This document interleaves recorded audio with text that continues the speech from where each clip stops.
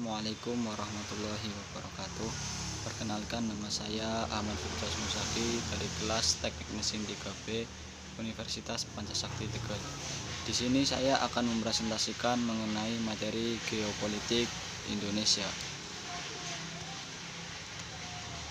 Pengantar mengenai geopolitik di Indonesia. Soekarno, orang dan tempat tinggal tidak dapat dipisahkan. F. Ratzel, perkembangan negara seperti teori biologi Darwinisme sosial. A.T. Mahan, kekuatan negara tidak tergantung pada luas wilayah daratan, tetapi juga tergantung pada akses ke laut. Negara berdasarkan geografi, bentuk negara daratan. Yang kedua, negara berbatasan dengan laut, yaitu negara pantai, negara pulau, negara kepulauan.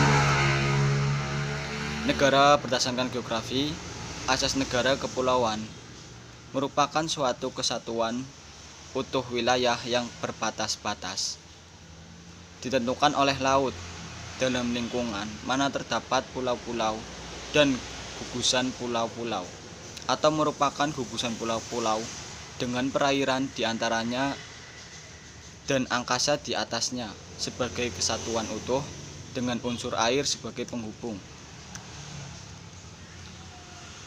Lalu selanjutnya geopolitik dan implementasi. Penerapan geopolitik sampai dengan periode kedua. Inggris, wawasan Raleigh. Kekuatan maritim dengan menguasai pantai sepanjang Eropa, Asia, Afrika, dan USA. Jerman, wawasan Haushofer. Lebensraum atau ruang lingkup atau ruang hidup. Max on Earth, daratan luas dan akses ke laut. Jepang, wawasan Haushofer atau nama lainnya Fokuku Kyohei. Rich Country Strong Air. USA, wawasan Spixman dengan utamakan kekuatan laut. Lalu pelajaran yang dapat ditarik. Kekuatan nyata sesaat belum menjamin kemenangan akhir. Kekuatan ekonomi dan industri tanpa dukungan sumber daya alam tidak menentukan kemenangan perang. Kesediaan sumber daya alam sangat tergantung pada luas wilayah.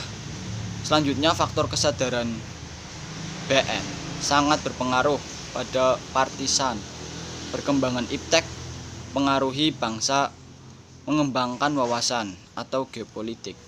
Untuk memelihara kekuatan militer harus didukung faktor alamiah seperti geografi, sumber daya alam, dan penduduk. Hanya pada USA dan US terjadi bipolar, blok barat pada sekutu atau liberal, blok timur sosialis. Amerika Serikat, wawasan maritim untuk kuasan daerah bulan sabit agar Uni Soviet tidak keluar dari benua. Gagasan membendung Uni Soviet agak terlambat karena mengutamakan penghancuran Jerman. Uni Soviet, wawasan Buana untuk tetap menjaga wilayah. Lalu upaya gerakan di daerah panas Afghanistan, Ethiopia, Kongo kurang berhasil kecuali Cuba dan Vietnam. Ciri khas Indonesia diapit dua samudra, yaitu Samudra Hindia dan Samudra Pasifik. Yang kedua diapit oleh dua benua, yaitu benua Asia dan benua Australia. Di bawah orbit geostasionari satelit orbit. Negara Nusantara atau kepulauan diapit oleh Nusa di antara air, benua maritim di Indonesia. Selanjutnya geopolitik Indonesia sama dengan wawasan Nusantara.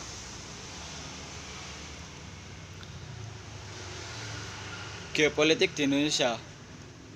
Peranan wawasan Nusantara mewujudkan persatuan dan kesatuan yang serasi dan selaras segenap aspek kehidupan nasional, lalu menumbuhkan rasa tanggung jawab atas pemanfaatan lingkungan, lalu menegakkan kekuasaan guna melindungi kepentingan nasional, menentang hubungan internasional dalam upaya ikut menegakkan perdamaian dunia.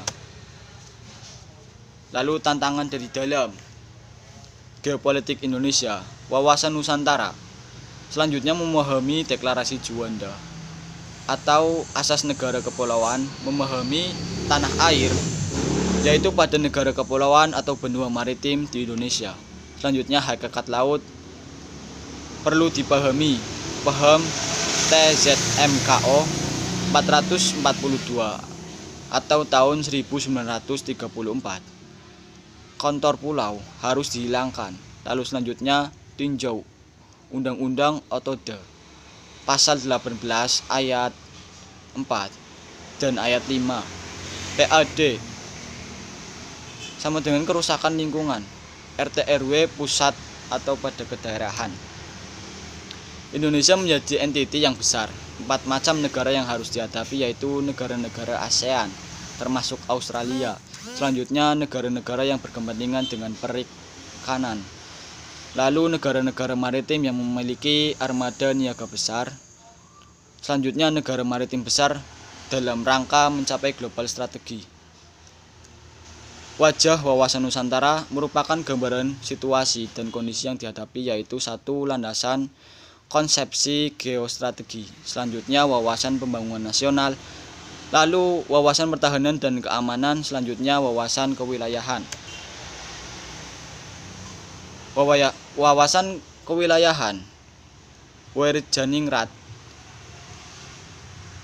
bekas Indonesia atau Belanda, Yamin Nusantara dalam arti luas termasuk Malaya Timur, seluruh Kalimantan, Papua, dan Tumasek.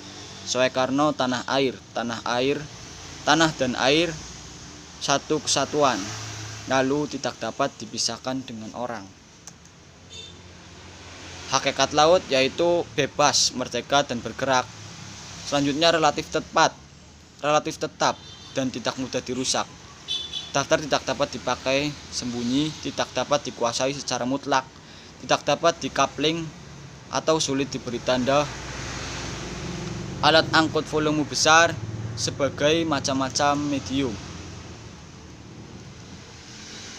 Lalu selanjutnya mengenai otonomi daerah. Sentralisasi pemerintah diatur dari pusat. Desentralisasi yaitu pelayanan langsung kepada rakyat. Filosofi Pemda ada rakyat yang dilayani. Rakyat diberi legitimasi, outputnya public goods dan public regulation. Terus dekonsentrasi, tidak semua tugas-tugas teknik dapat dilaksanakan Pemda. Tidak semua pimpinan daerah termasuk politisi yang menyadari filosofi tersebut berusaha memperbesar PAD, pemekaran wilayah terisolasi dari akses nyata dan maya menjadi hinterland, frontier, hinterland di perbatasan dengan negeri jiran.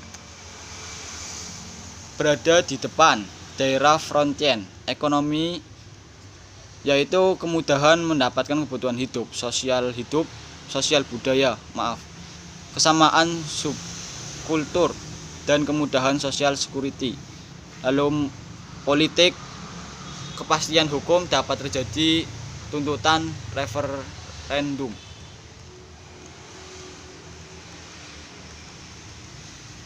Terus penataan ruang, filosofi yang mendasari pemanfaatan ruang untuk kepentingan semua orang secara terpadu, efektif, efisien, serasi, selaras, dan berkelanjutan. Lalu keterbukaan, persamaan, keadilan, dan perlindungan hukum. Rencana tata ruang RT RW harus melalui Perda. Standarisasi penataan RT RW selama ini mengacu pada negara kontinen. Pengaturan wilayah pantai kurang jelas. Belum tentu ada marine cadastre. Kerusakan lingkungan tidak terhindar. Banyak pulau yang belum bernama, dokumentasi nasional, pendaftaran ke PBB, kasus Sipandan, Legitan jangan terjadi lagi. Pembagian wilayah akan lebih akurat. Jangan sampai kita merasa kehilangan tetapi tidak tahu apa yang hilang. Mungkin itu saja presentasi dari saya. Kurang lebihnya mohon maaf. Sekian dari saya. Wabillahi taufiq wal hidayah. Wassalamualaikum warahmatullahi wabarakatuh.